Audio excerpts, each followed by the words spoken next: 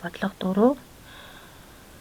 Хүү сургуультай ирэх үед агаарын хэм хасах 1 градус байв. Харих үед агаарын хэм нэмэх 5 градус болсон.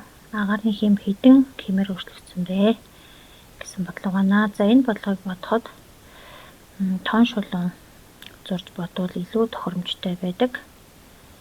За тон шулууны маань голд тэг тэмдэглэгдэн баруун гар тал руу нэмэх градусууд тэмдэглэгдэн зүүн гар тал руу сөрөг градусууд буюу сөрөг тоонууд тэмдэглэгддэг байгаа.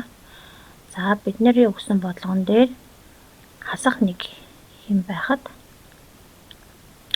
сургуультай явсан 5 градусаар дулаарсан гэж байгаа учраас нэмэх 5 градусыг хасах 1-ээс эхлэн баруун гар тал руу тэмдэглэнэ. 1 2 3 4 5 буюу 5 градус дулаарсны дараа агаарын хэм нэмэх 4 градус болж өөрчлөгдөх нэ.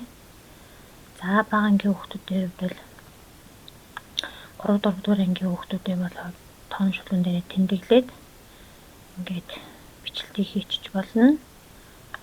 За мөн өөр аргаар бодно гэх юм бол хасах 1 дээрээ нэмэх нь 5 градус.